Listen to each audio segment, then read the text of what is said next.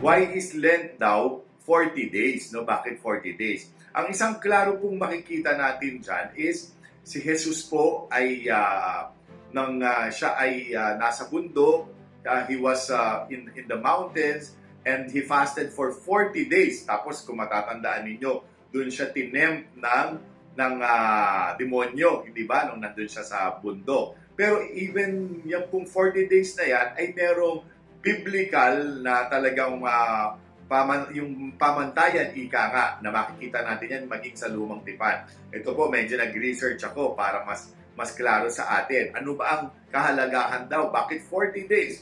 First is, it is a period of spiritual cleansing, paglilinis sa ating buhay espiritual. Ayon sa Genesis 7, verse 4, 7 days from now, I will send rain on the earth for 40 days and 40 nights. And I will wipe from the face of the earth every living creature I have made. Ito yung panahon ni Noah, kung saan 40 days and 40 nights ay umulan, kaya nagkaroon ng paglilinis o spiritual cleansing. It is also a period of spiritual testing. In Exodus 24, verse 18, it says, Then Moses entered the cloud as he went on up the mountain, and he stayed on the mountain 40 days and 40 nights. So si Moses din pala, ay nagstay sa mountain for 40 days and 40 nights. Parang si Jesus, spiritual testing, parang pag-test, sinabi parang pagsusulit, ika nga, kung sa ating kakayanan ng buhay spiritual. It is also a period of spiritual chastisement.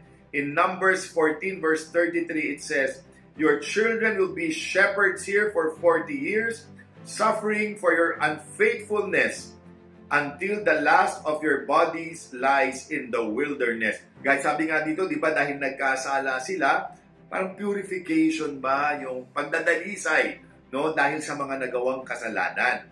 And lastly, it is a period for spiritual preparation. So he got up and ate and drank. Strengthened by the food, he traveled 40 days and 40 nights, and upon reaching Horeb, the mountain of God. That's in 1 Kings 19, verse 8. So kaya ka 40 days and 40 nights, hinahanda mo yung sarili mo spiritually. Kumbaga, may susuungin kang mga pakikipaglaban sa bahaging spiritual, kaya naghahanda ka ng 40 araw. Parang tayo din, ngayong Lenten season, simula sa Ash Wednesday hanggang sa Easter Sunday, meron tayong mga pagfa-fasting na ginagawa, iba't ibang mga gawaing pangsimbahan sa panahon ng Lent. Hopefully, pagdating ng Easter Sunday ay panibagong tao tayo, hindi ba? Meron tayong panibagong lakas sa ating buhay espiritual. So yung 40 days na yan, makikita din po natin sa ating mga pagbasa sa Lumang Tipan hanggang sa Bagong Tipan. If you have any other questions for me, you can send them anonymously by clicking the link on this post. Thank you very much.